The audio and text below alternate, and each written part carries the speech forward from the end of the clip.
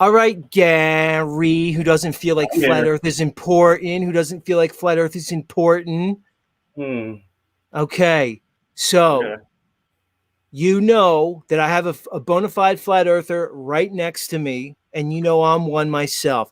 But maybe Yes. not, because you probably couldn't recognize truth if it jumped on your nose and farted in your fucking face.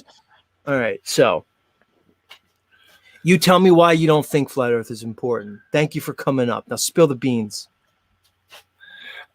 Well, because it hasn't been proved either way, to be quite honest. Oh, really? You don't think it could be proved that oceans like level and horizontal? That's been proven. You just haven't seen it, or you won't absorb it, or you just don't want to look at it. Go Okay, ahead. I've got a situation for you. I put it in your last show from I think it was either Conspiracies R Us or Static in the Attic, and I time marked it. He showed how that comet that was coming in, and he explained, demonstrated how the position of the comet would have to take a weird swipe in order for the Earth to not be round, and he showed the demonstration. And Gary, I can't even begin to unwrap the fallacious logic you look just at it. presented. You almost made me sick, and I almost fucking vomited on my laptop. Okay. How's this? I'm First, open. first of all, what the fuck does the sky have to do with the ground you're walking on? That's the first thing. See, I'm gonna no longer on the ball. I'm gonna go real basic with Gary here to start I'm off here. with. Are you okay with this approach? No longer on the ball. Well, let me get some something from the chorus here. Mm-hmm. Yep. All right, thank you. Okay, what does the sky have to do with the ground you're walking on, Gary? Let's start there. Well, the sky is the sky clock. It's the calendar. I know that. That's not what you're saying. Right, this calendar, the sky clock that hasn't moved in all of recorded history, but you think it's spinning and hurling and moving in multiple vectors at incalculable speeds, which doesn't make sense. You actually just debunked yourself. But let's stick to the question. Not convinced What either do way. the lights What I'm do the trying to- lights right? You're trying, but you're not trying hard enough, because you're really cowardly, even though you think you're courageous, because you will not let go of your indoctrinated belief system that you hold on to so tight. You're unwilling to challenge your beliefs. So all you're looking for is confirmation bias. You're waiting for some truthy guy to tell you about comets so you can confirm your bias about your bullshit globe. I'm going to ask you again. What do the lights in the sky have to do with the ground that you're walking on?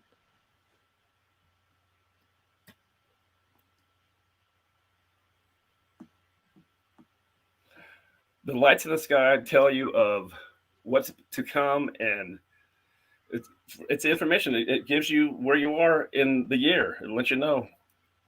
Right. It's information if you pay attention to it. Exactly. But we're talking about the supposed sphericity of the ground that you're walking on, right? Isn't that the topic?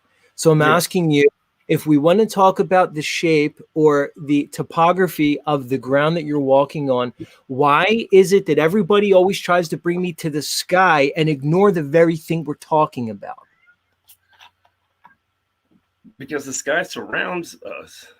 No, you think the sky surrounds you. That's what somebody told. The sky is above you. See, you just said surrounded. You don't even realize that that's indoctrinated. If it's a firmament, though. If it's a firmament, so now you're going to straw man me with a firmament. Did I say firmament? Yeah, I don't so know. you're going to. I'm trying to find out. Right, and that's why we're having this. That's why I brought you up here, and that's why I'm doing this to you. This is your crucible. I appreciate it. You should. How am I doing? No longer on the ball. I'm gonna go to you for like the commentary, like you're in the booth. How's he doing so far with Gary? You're doing good.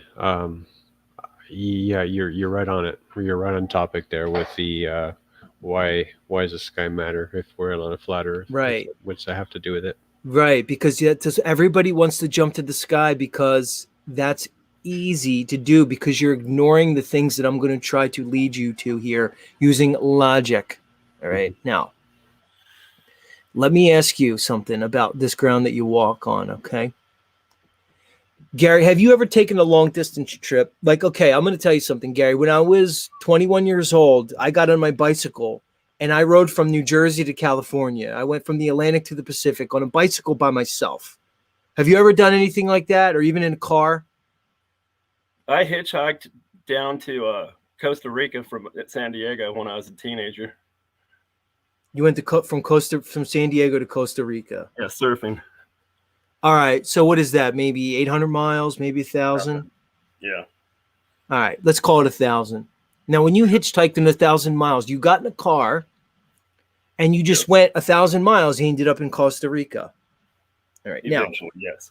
All right. So if you go by the globe model, they're telling you that as you were doing that, you were curving around and dropping, and that by the time you got to Costa Rica, that there would be actually hundreds of miles of earth bulge in between you and Costa Rica and where you came from in San Diego. Now, did anything about your trip show that? Did you feel as though you were curving and dropping? And no, you just felt like you went in a car and you just went to Costa Rica, right? Just like when you get in your car and you go to the local convenience store. If you get in the car and you drive a half hour miles away.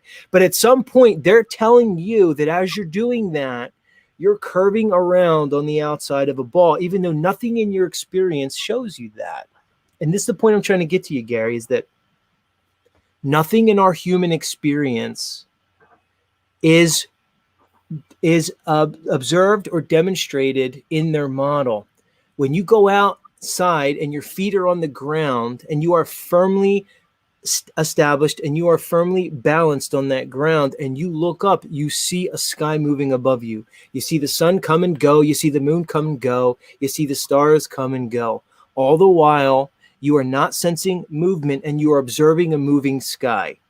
At some point in your journey on Earth, and it was very early with the indoctrination, they convinced you that it's actually the opposite, that indeed it is the sky that is relatively fixed and you are moving. So my point is this: the model that they're claiming is audacious.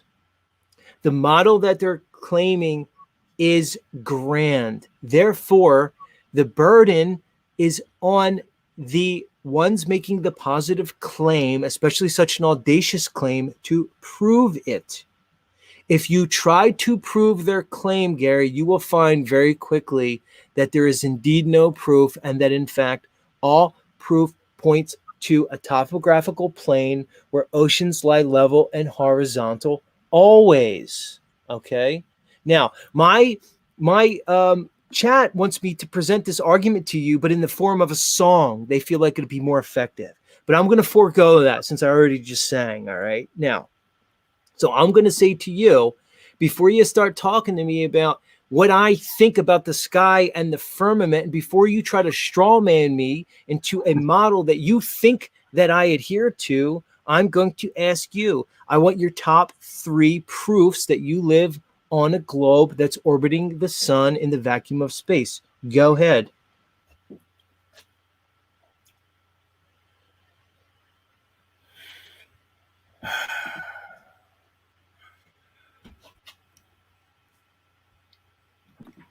The doubt is hard to get rid of. There's no proof, Z. Like I said, there's no proof either way, except I can. You just keep saying there's no proof either way. I know that. I'm absolutely okay. So then how's there a globe? There's not. So how do you say there's no proof either way when you just told me the proof? Water finds its level. That's the proof. Let's prove it. It's proven. Water finds its level. Proven. That's already proven, dude. That's demonstrable. I can give you the proofs. You can see too far over water. The Nile River couldn't exist, nor could the Suez Canal, nor any long river. They couldn't exist on a globe. It's over. I don't have to give you any more than that, but I can.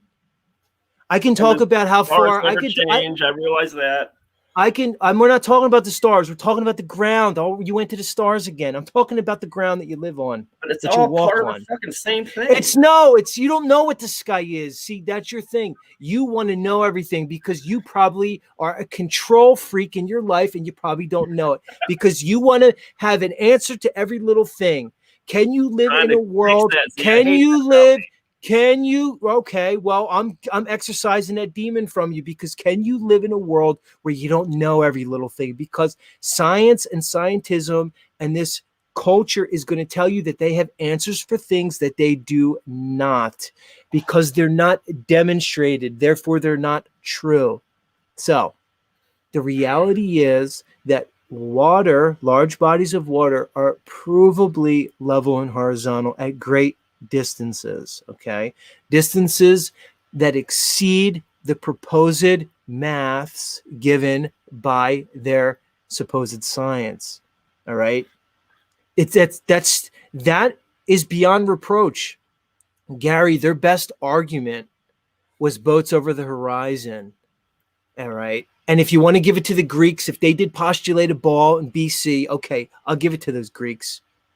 Their greatest argument since then was boats over the horizon. You know, that's been debunked, Gary, right? Yeah, the P900. I saw that. They pulled the boat back in. Right. Okay. So once that was debunked, because, all right, should I just break it down for him, no longer on the ball, or should I continue with the Socratic method that I'm trying with him? Yeah, I probably got about 5 minutes before I got a boogie. But yes, basically, yeah, your sky, the reason why your sky made the globe is because they reverse engineered your angular resolution limits of your eyes and Yes, perspective. exactly. Go ahead, continue. Sorry I interrupted. Awesome. Go ahead. I'm sorry. Keep going. Okay, so yeah, basically, whenever you travel 69 miles, you'll see the sky has moved 1 degree. And they'll tell you that the stars have moved that 1 degree because you're traveling over a curve. But everything else, such as trees, mountains, and buildings, will also have this degree of change as you Right, due to travel. perspective and convergence, because optics are non-Euclidean. That's Yeah, how convergence works. That's how perspective works. What he's saying, Gary, is just like when you look down your street, okay, and there's a bunch of street lights. I The street understand light, perspective. right? You My understand grandmother was an perspective. artist. Yes. All right, so you understand. So we see in perspective. Optics are non-Euclidean, but in reality, the world is Euclidean. That means right angles, plumb, and square. Plain and simple, Gary. So what no longer on the ball is so eloquently trying to explain to you is, because of perspective, we observe the angular height of the North Star, or any star, but I'm just going to use the North Star because it's fixed.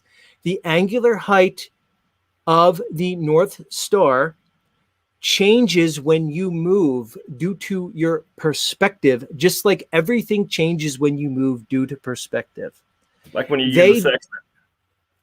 Yes. So what they did was they took that change, okay, that rate change, and they flipped it over and said, no. You're actually seeing in Euclidean geometry. Forget about perspective.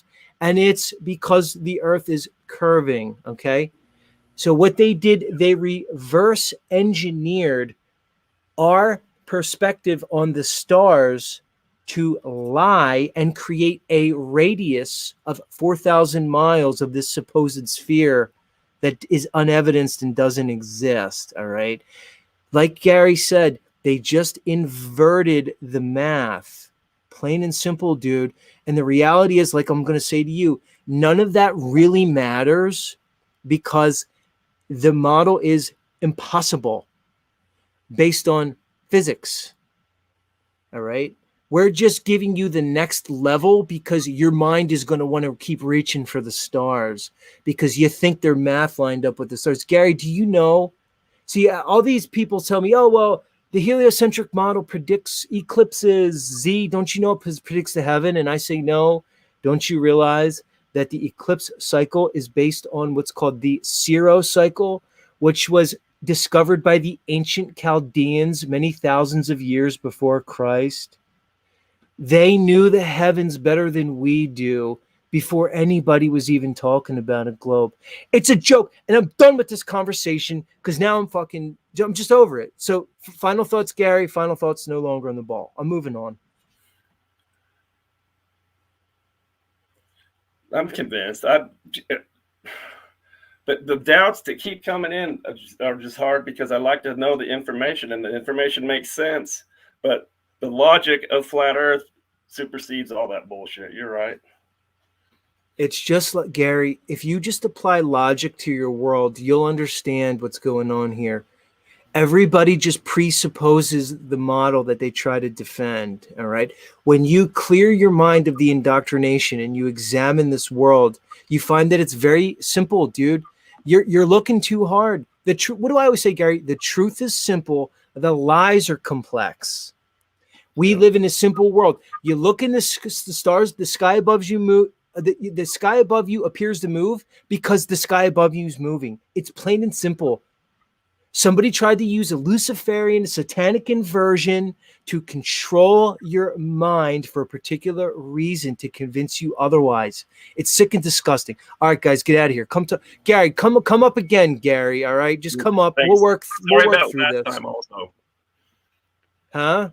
I'm sorry about having technical difficulty last time. You don't have to apologize. Why does everybody walk on eggshells around me? Is it because I scream at my audience and I'm fucking a despot? Maybe that's the reason. We like you, see?